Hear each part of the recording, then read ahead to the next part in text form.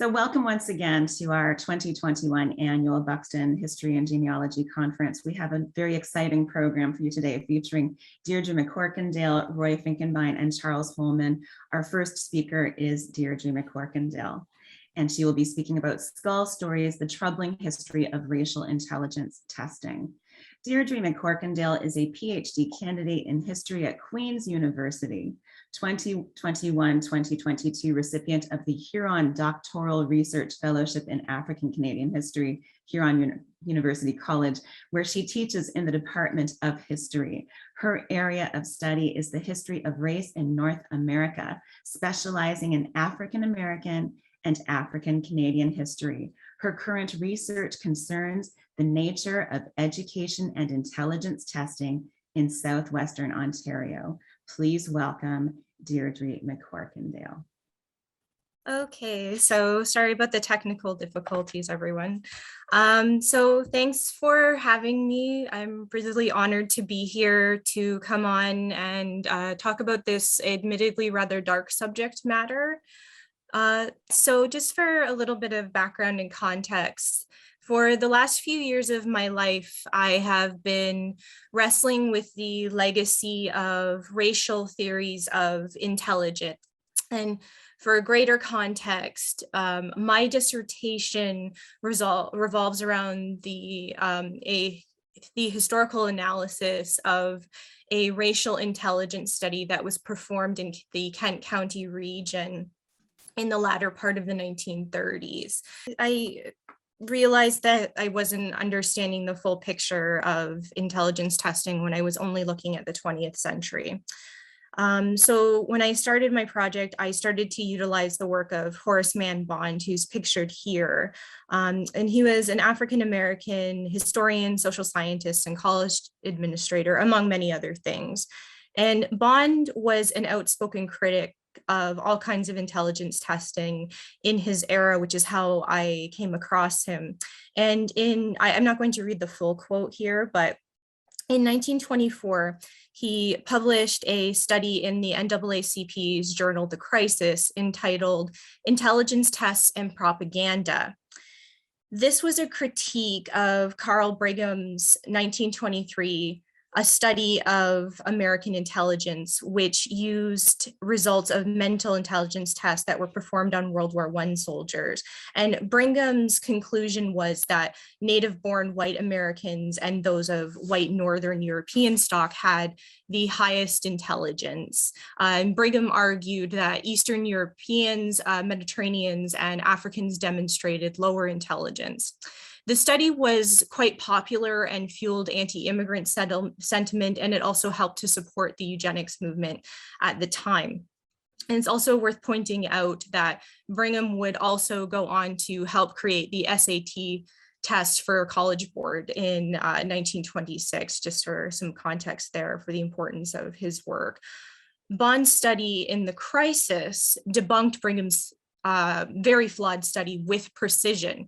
But it was when I read the second page of his piece that something really caught my eye. And again, I'm not going to read the full quote that I have here just for time, but he said, "We remember the case of the anthropologist who examined so many Negro and so many white brains, and from a total of less than 100, deduced the fact that since the Negro brains weighed several grams less than the white brains, he had stumbled upon a conclusive evidence testifying to the intellectual inferiority of the Negro," end quote.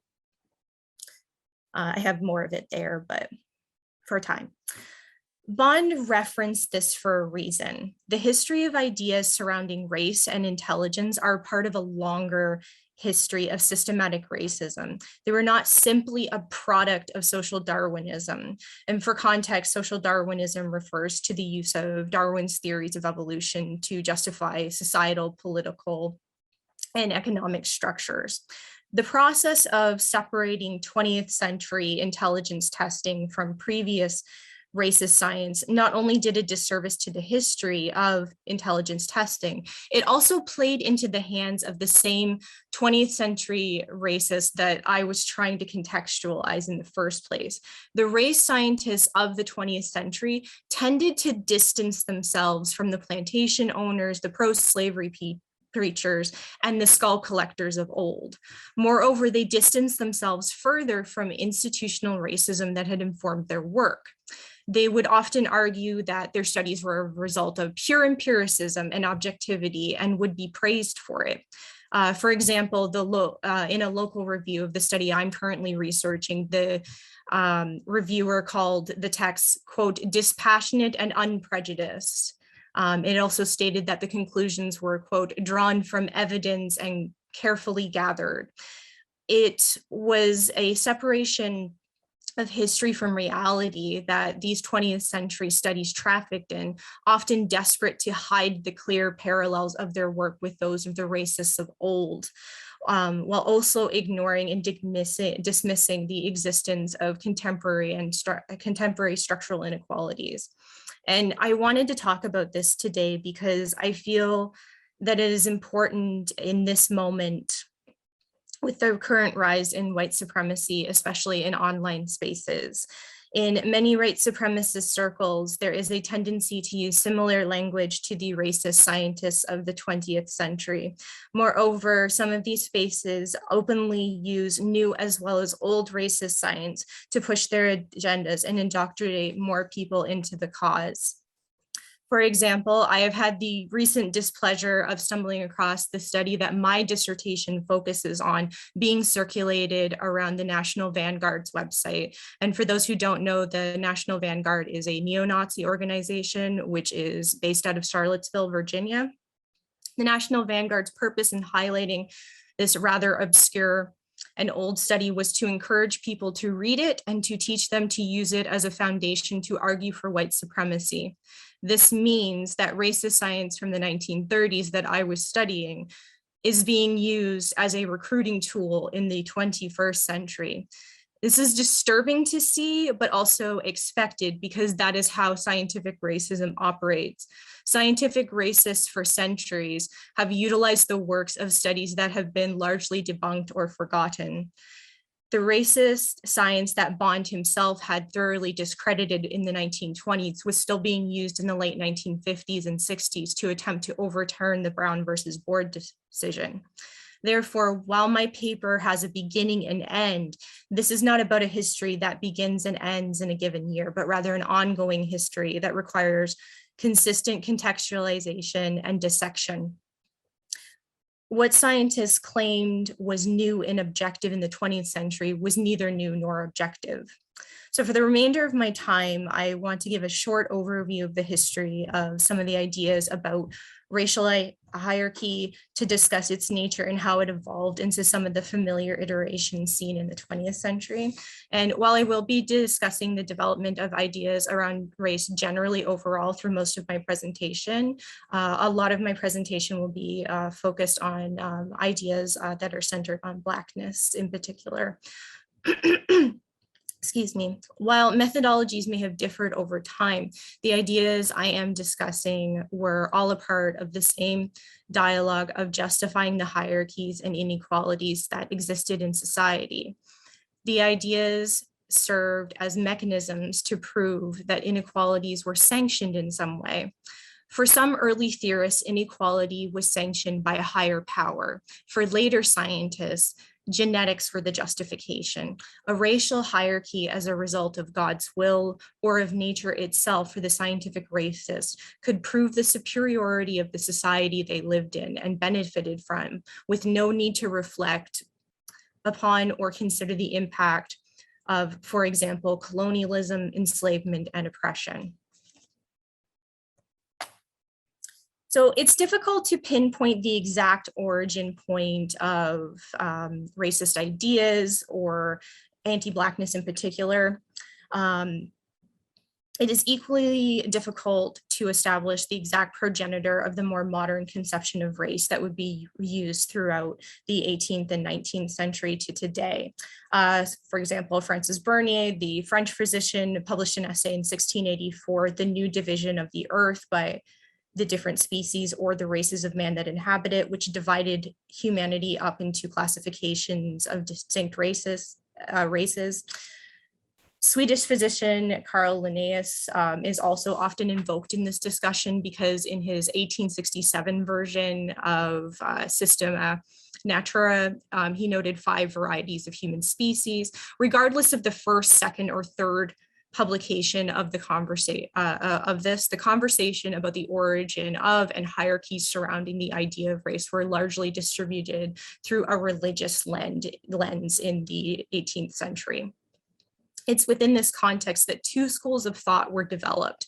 The first is monogenism, and the second is polygenism. Monogenism refers to, and I've got the terms up here, refers to the belief or doctrine that all humans descend from a common ancestor. Before Darwin, this common ancestor would have been considered the biblical Adam. Polygenism argued that the races of mankind are derived from different origins. These were 2 main competing theories until the adoption of Darwin's theories of evolution in the later 19th century. During the Enlightenment period in the 18th the question of the origin of man in relation to racial differences. Due to this increased contact with other continents of Europe and the continent of Europe's conquest of North and South America and the enslavement of Africans, European thinkers began to consider how different groups of people who existed in the Americas and in Africa, for example, could look so different from Europeans. And physical appearance is the key component to discussions. To be sure, some scholars commented on cultural and linguistic differences, but the preoccupation in the 18th and 19th century was on the physical when it comes to hierarchy and categories of race, specifically skin color, with a great deal of attention paid to the heads of different races. The challenge for 18th century intellectuals was to find a way of understanding these vastly different groups while adhering to Christian doctrine. Thus, questions surrounding race in this period and the 19th century could not be divorced completely from Christianity. So polygenism as a theory can be traced back to at least the 17th century, with some scholars questioning who the biblical Cain had married. Others wondered about the Nephilim who are mentioned in the Hebrew Bible. Others still suggested that there may have been a second form of creation and a geographical scattering of people linked to the story of the Tower of Babel. Polygenism was a controversial position to take in the 18th century. However, it did have some recognizable proponents.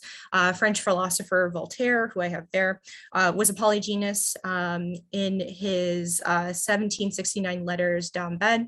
He suggested that the thesis for monogenism was in fact false, essentially because the appearance between people of African descent and Europeans was too pronounced to have a common ancestor. Voltaire likened the difference between Africans and Europeans to breeds of dog, stating, quote, "The Negro race is a species of men different from ours, as the breed of spaniels is from that as greyhounds," end quote.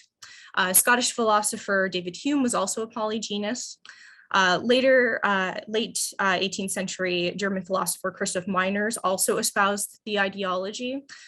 While all of these philosophers and theorists have their part to play, Meiners is particularly noteworthy as an early practitioner of scientific racism who studied the physical and mental characteristics of races and built a hierarchy. He was especially interested in espousing an objective rather than subjective measure of beauty to ugliness. Of course, it was subjective to his personal taste. Beauty was assigned to those of the European races and ugliness to those outside of that categorization. It's also worth pointing out that Miner never left the confines of Europe and relied mainly on travel literature and secondhand accounts for to reach his conclusions. And I'm pointing this out to mention that this methodology was not uncommon for scientific racists in the 18th and 19th century. Many of them either did not leave Europe, or if they lived in the Americas, many of them did not venture too far outside of where they lived. They relied on secondhand accounts or body parts to make their conclusions. So polygenism was espoused by a wide variety of people. It was not, however, a well-regarded theory. Suggesting that mankind had separate origins was a direct contradiction of the Bible. And even most slaveholders and colonists were unwilling to make that distinction. Polygenism was a pseudoscientific theory utilized to justify oppressive hierarchies built on colonialism and slavery, and to validate a European sense of inherent superiority. But polygenism also pushed too hard against Christian beliefs about the world. This is why well into the 19th century, religious, economic, or paternalistic justifications of enslavement were more common to hear out of, for example, a North American slaveholder's mouth than justification by way of polygenism. Slaveholders' interpretations of the Bible in particular provided answers to the questions regarding the morality of slavery and white supremacy without the theological messiness of and the implications polygenism suggested. In this sense, Christianity from the late 17th century to the 19th century filled a role as an oppressive tool against African peoples, but it also stood in the way of an even more dangerous idea that would potentially separate Africans from humanity itself. The key to perfecting scientific racism that would come later was striking a balance between Western cultural beliefs and the purported righteousness of the racial hierarchy, and that took centuries to develop. So monogenism was the more well-received theory during the Enlightenment. Rather than challenging or rejecting Bible teachings, monogenism worked within the confines of scripture to explain white supremacy. Most monogenists argued for a theory of degeneration. Degeneration suggested that all humans descended from Adam and Eve, but non-whites were deemed inferior and in need of guidance. This was in line with earlier and pervasive religious arguments for slavery and colonialism that had suggested that the oppression of African and indigenous peoples was acceptable because the people were not Christian and were deemed less advanced. So it fits right in line with those earlier justifications. Those who espouse degeneration theory allege that in the years since Adam and Eve, a degradation of non-white races had taken place. Reason for this depends on the scholar that you're looking at, but they vary. They include isolation from Christianity, climate, illness, nutrition, or divine intervention. These theories took already established biblical ideas about slavery and colonialism and then added a further explanation, which is why they were a lot more popular. Enlightenment anatomist John Blumenbach was a monogenist, and I have a picture of him there. And he classified humans into races in an attempt to explain perceived differences. His 1775 on the natural variety of mankind categorizes races into the Caucasian, the Mongolian, the Malayan, the Ethiopian, and the American, which was largely adopted in the intellectual world with some variations. There's some disputes over who the progenitor of the term Caucasian is, but Blumenbach is the popularizer of the term. So Blumenbach's categorization supported a hierarchy with Caucasians at top, arguing that they were the closest to God's original image for humanity. This conclusion seems to have been developed largely based on Blumenbach's own views on beauty and aesthetics. He made the case that other races had degenerated, but unlike some of his contemporaries, he argued that degeneration could be erased through means such as relocation from temperate regions. And Blumenbach himself is also an interesting thinker in this history because he was one of the more egalitarian thinkers of the Enlightenment, relatively speaking. Blumenbach campaigned for the abolition of slavery. He praised the faculties of Black authors whose work he housed in his library, and he generally disliked a lot of more extreme scientific racist opinions on the hierarchy of races. However, despite his more egalitarian leanings, his works was still marred by white supremacy and promoted it. Blumenbach was also an early collector of skulls for the purposes of his research. Skulls obtained were used to represent that I have up here, they were used to represent the 5 races that he identified. One of the most famous of his comments about these skulls concerned the skull of a Georgian female, and the Georgian female is the one in the middle. I know it's kind of a small picture, but and that is referring to Georgia, the country, not referring to Georgia, the state, just for context, which he used the Georgian female as an example of a Caucasian as a schema, but he also mentioned it as, quote, the most handsome and becoming. So he made the distinction that not only is this an example of the Caucasian race, it is the most beautiful skull in his collection.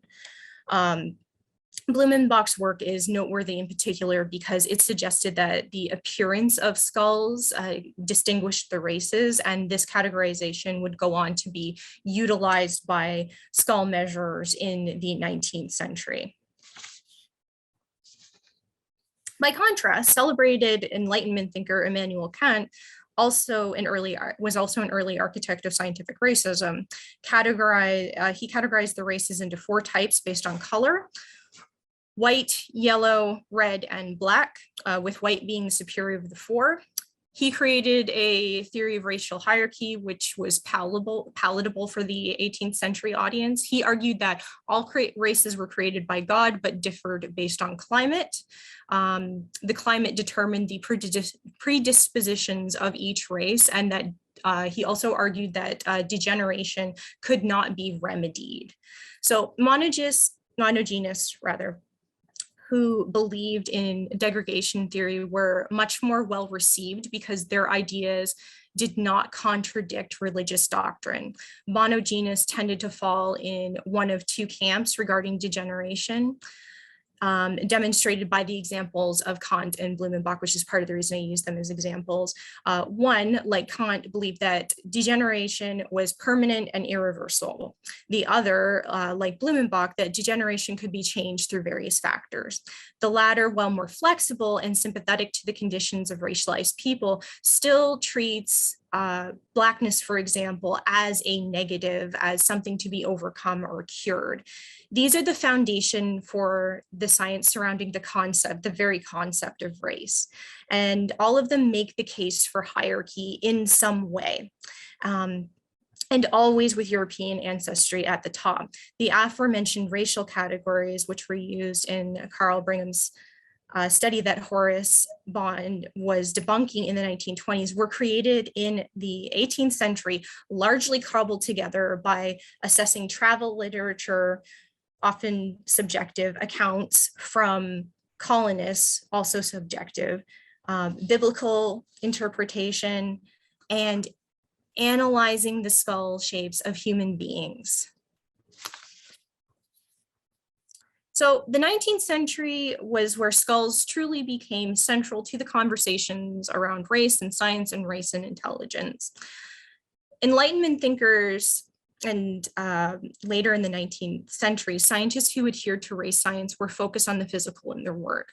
That is to say, they were focused on what they could see, what they could feel, and what could be measured. The preoccupation with Blackness in particular was specifically around color and also the head.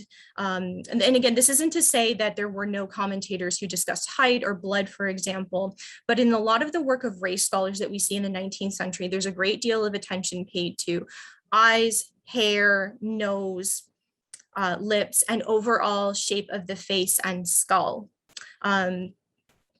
Skull shape was especially important to those trying to differentiate between the races and those interested in measuring intelligence.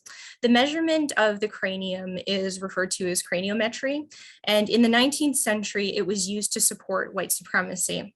Intelligence, as well as other factors, were mapped out by scientific racists who measured the external and internal capacity of a skull, studying the shape and comparing humans to other primates.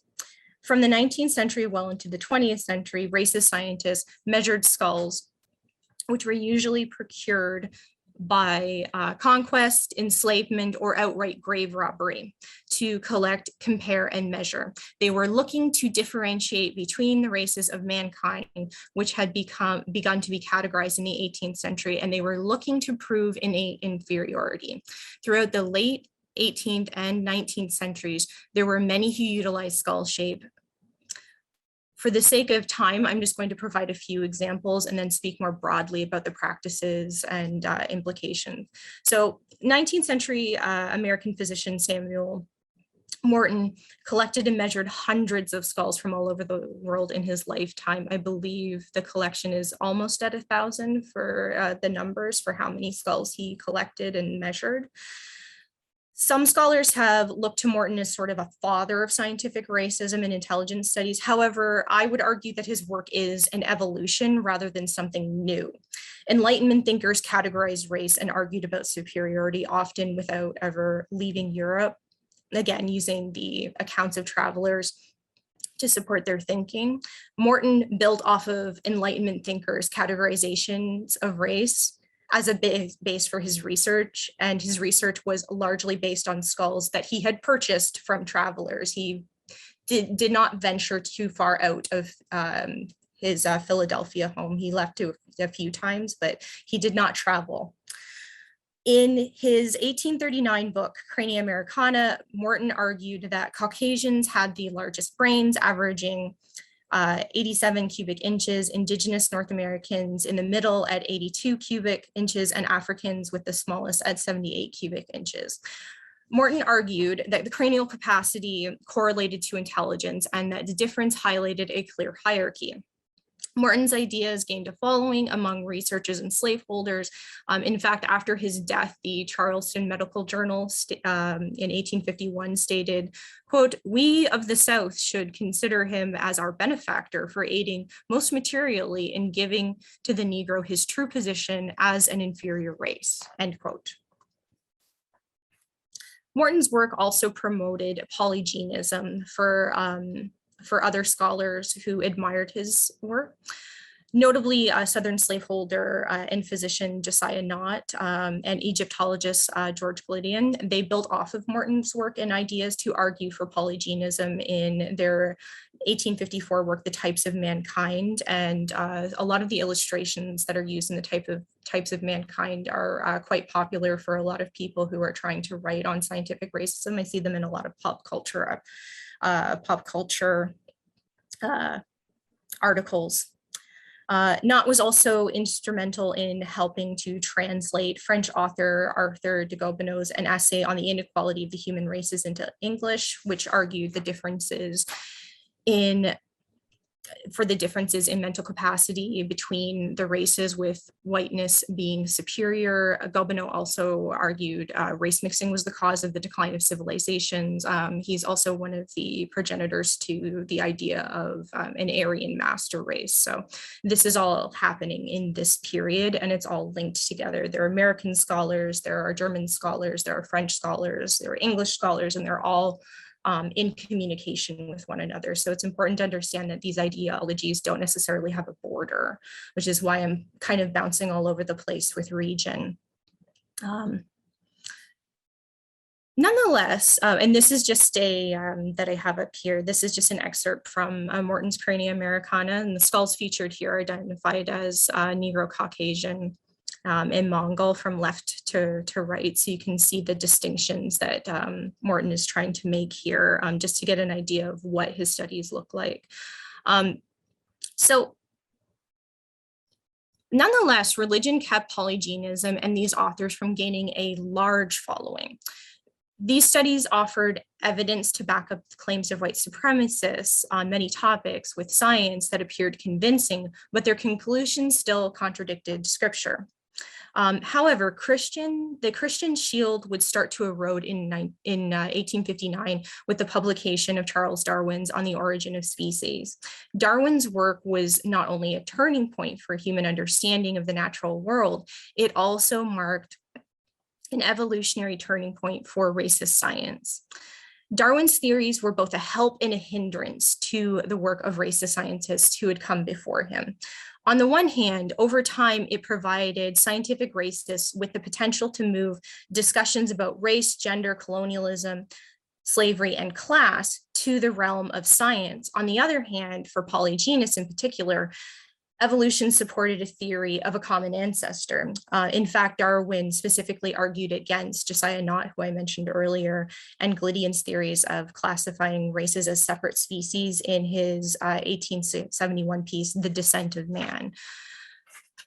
Racist science developed in the 18th and 19th century, informed by religious beliefs of people about the world. Racist science after Darwin needed to adapt and shift towards secular science while still existing within the theory of a common ancestor. While there were those who still clung to polygenius theories, the school of thought slowly devolved, and scientific racists would begin the work to exclusively work under the protective cover of science exclusively.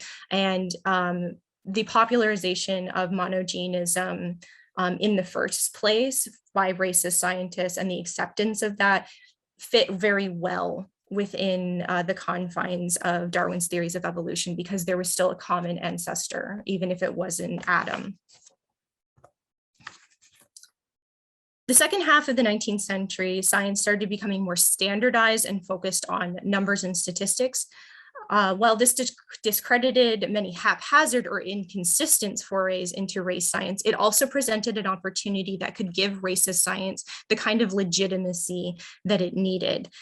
It is with this, the last of the skull collectors of this period start to emerge, and their model is closer to the 20th century. Studies became more dependent on scrutinized and based on scrutinized tests and based on numbers. For example, Francis Galton, who is the inventor of the term eugenics, but he was also a statistician, he believed that most things could be measured, including inherited intelligence. The belief in measurement was an influential impact on and guiding principle that racist science would utilize moving into the 20th century. If intelligence could be empirically measured, it meant that scientists simply needed to find the correct measuring tools. Thus, studies of the brain and skull continued, just more streamlined. And they continued well into the 20th century. French physician Paul Broca, writing in the second half of the 19th century, followed in the footsteps of Morton. Based on his measurements, of brain weights and skull measurements, he concluded that there was a significant difference between those with European ancestry and those with African. As late as 1906, Virginia physician Robert Bean published a very flawed work comparing the brains of African Americans and whites, concluding a higher mental capacity. I believe that is the specific study that Bond is referring to in the quote that I mentioned earlier. I'm not sure, but I'm pretty sure it's that study. In addition, racist scientists became interested in more than just the size of the skull and brain. They were also interested in the sections of the brain and the structure of the skull. So they're streamlining their process as academics become more and more scrutinized and streamlined themselves. Typically, those engaged with craniometry would argue that the front portion of the brain was indicative of intelligence, and the larger it was, the more intelligence. So essentially, if you wanted to be an intelligent person, you wanted to have a larger front part of your brain rather than a larger back part of your brain. And that's something that they became preoccupied with. And again, this is the streamlining of these tests. In the latter half of the 19th century, scientists were also concerned with mapping out the ways in which Darwin's theory of evolution could be harnessed to try and defend white supremacy. This led some scientists to make the assertion that whiteness was the superior evolution, and other racialized people were evidence of man's development. This was sometimes done comparing the skulls of Africans to those of apes. This may have seemed like a new phenomenon, and it maybe appears so, but it wasn't. It was merely a rebranding of older theories of degeneration argued in the 18th century. Furthermore, European writers had been comparing various racialized groups to apes stretching back centuries. Josiah Nott's own polygynous work, which actively rejected Darwin's theories, made ape and African skull comparisons. So this is not just a product of Darwinism, as sometimes it is attributed to. Evolutionary theory merely gave these comparisons a secular base upon which to attempt to legitimize scientific racism. In addition, these studies were not simply confined to the realm of academics. All of these works of racist science had critics who questioned and debunked their work, but it provided a seemingly convincing scientific basis for white supremacy, and this was enough to convince many in society at large. Therefore, a great deal of pseudoscience was picked up by media outlets and journals, and it was shared and shared and shared again without any of the context of the rebuttals that had been happening within academia. So this is not just an academic conversation that's happening, it's being distributed, and the fight against it is not being distributed at the same time. So there's a whole campaign of misinformation going on at the same time. This influences public policy.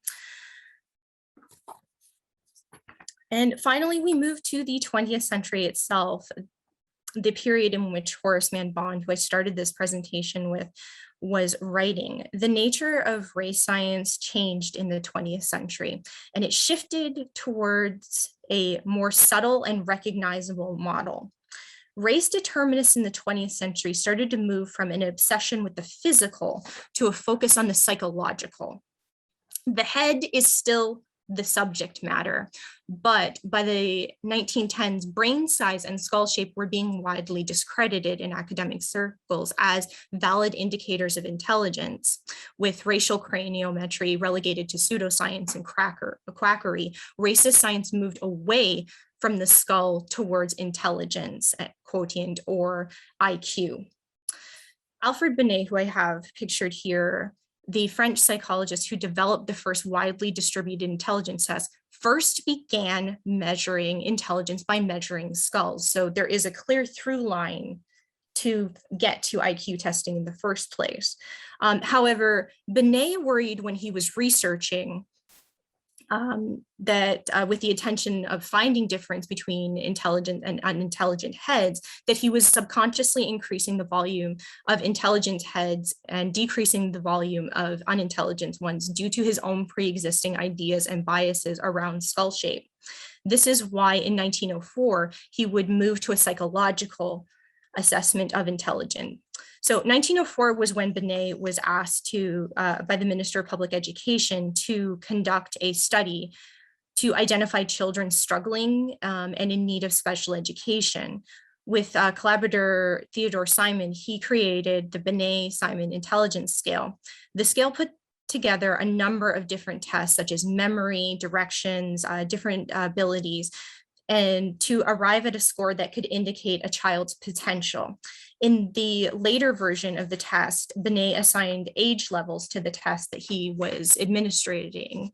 Children would be given a test starting with the youngest ages and then continue until they could no longer complete the test. Mental age would be determined by the last test a child could complete. Children whose mental age was lower than their chronological age would then be given be identified as possibly needing special education programs. To assign a number for general intellect for the purposes of assigning where a child was in their development, Binet would subtract the child's mental age from the chronological age, and this number would be the basis for intelligence quotient or IQ testing, although they would change it later on. So something important is that Binet's tests were never meant to measure a person's innate intelligence. However, it did not take long for Binet's tests to be used to argue for racial intelligence. In 1908, psychologist and eugenicist Herbert Henry Goddard brought the Binet-Simon intelligence scale to the United States and translated it. In 1916, American psychologist and eugenicist Lewis Terman revised the test into the Stanford Binet test, which has been since revised several more times and which is still used to this day in one form or another, or a copy of the test is still used. Terman believed that IQ was innate and hereditary. Rather than proving this with the volume of skull, he thought to prove this through testing. Terman's tests were used on children, but he also used the test on adults, notably in the First World War, to categorize army recruits. And from 1916 on, racist scientists would utilize intelligence quotient, various tests to argue for innate racial abilities, including the one that I am studying, which was performed in Kent County in the 1930s. IQ tests were the perfect vehicle for racist science because they became widely used, and especially in North America, to determine abilities. The appearance of legitimacy of IQ tests gave race scientists a strong platform to work off of. If intelligence could be legitimately measured to determine a person's ability in school or their proper rank in the army, it meant that racial intelligence scores could be measured and compared. The plague of racial IQ studies from 1916 onwards has lasted because society has used IQ as a legitimate measure of intelligence. This means that no matter how many times their studies are debunked, the race scientists that follow will simply employ another test to account for the criticism. The testing of psychological capabilities over physical appearance and attributes allowed race scientists to argue that they were studying an objective truth. The key to maintaining the longevity of modern race science was distance in the 20th century. Racists who utilized IQ distanced themselves from two things: the past and material realities of their day. Practitioners of racial science, racial intelligence tests differentiated themselves from past racist scientists, arguing for the objectivity of their statistical analysis. Skull measurers had largely argued the same thing in the 19th century. Psychological racial intelligence testing evolved from years of physical intelligence testing. Furthermore, the racial categories scientists were using to test groups of people were largely developed by theorists who determined the races of mankind physically by color, by skull shape in the 18th and 19th century. 20th century testers, much like their 18th and 19th century counterparts, tended to ignore the legacy and then contemporary reality of white supremacy in their test subjects, either blatantly espousing a reason for why such matters were irrelevant, or just blatantly denying them outright. In the case of my 1939 study, the researcher made the argument that African Canadians in Kent County had not experienced inequality, either historically or at the time of the study, and therefore it was a moot point. The legacy of racist science must be understood outside of the height of its popularity in the early 20th century, because the rot goes deeper than that. The shape and size of a skull and the number on a test seem to be worlds apart, but they are really part of the same story. And I'm good.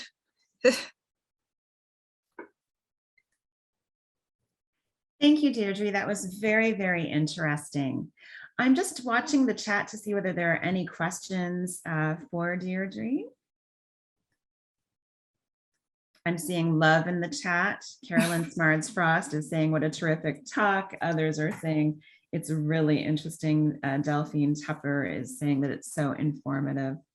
Well, thank you so much. Okay, everybody's just saying it was excellent. So proud of you and so pleased that you shared this with us. I do have a question. I mean, you've referenced your work regarding testing in the Chatham area in a couple of minutes or less. Can you sort of share a little bit about what that consists of? Okay, so in the late 1930s, the superintendent of schools in the Kent County, it was called Kent County before it was Chatham-Kent, in the Kent County area, conducted an intelligence study performed on the Black children in the area. This includes children who were part of the Buxton community as well, just for relevance to our location today. He conducted this study in order to receive a Doctor of Education from the University of Toronto. So it was first a dissertation, and then later the same year that he defended the dissertation, he, in 1939, he published it into a book. Now, the saving grace of the book is its relatively obscurity, because it was not distributed through an academic press. It was distributed through a press in Chatham, Shepherd Printing. So it didn't travel too far because it didn't have as much, but it was used to argue against the Brown versus Board of Education decision. And essentially the argument that Tanzer was making, Tanzer is the author of the study, he was making the argument that historically, because of the history of the Underground Railroad in places like Buxton, in places like Chatham and Dresden, because of the legacy of the Underground Railroad, that the inhabitants of these areas had never historically experienced any prejudice. So he argued that he had the perfect test group to test innate intelligence, because they had never experienced the kind of racism that was in the United States. And that's the main thrust of his argument. And it was used as one of the only non-American studies in Audrey Shuey's book, The Testing of Negro Intelligence, which went all around the South to try and argue against the Brown versus Board decision. So it's an obscure study, but it pops up every now and again. And I'm actually quite disturbed to see the book has a pretty extensive history section that is very inaccurate in the beginning, but I have to say I'm disturbed to see that even now scholars who try to talk about the history of the Chatham area, they actually quote this book. Now they just refer to it as Kent County Negroes. They don't actually use the full title of the book, but I still see it in the bibliographies and notes of people who are writing about the area as a historical source. Sorry, that was a long answer, but I just wanted to say that about, don't use that book as a historical source for this area. A very valid point. Thank you. There are lots of wonderful positive comments, so do take a look at those after we're done, Deirdre. But Adam Aronson is asking whether your research tracks these intelligent tests forward to bell curve tracking students and other contemporary forms. Not yet, because I'm still working through it, but it is definitely something that I'm considering, because all of these tests are part of the same thing. I've actually considered looking at Tanzer's work in relation specifically to Philip Rushton, who worked at Western, because I feel that there is a connection there, because a lot of Tanzer's historical work on the Chatham area was done through Fred Landon, who was the head librarian and a early African Canadian historian of African Canadian history. And I think that there's something to be said about the connection there that Western has. He actually thanks Fred Landon in the beginning of it. So I'm definitely considering tracking all of these people for sure. Well, thank you. That was really marvelous. We're going to take a quick break. We'll ask everyone to come back in about 3 minutes so that we can get started with our next speaker. Thank you, Deirdre McCorkindale.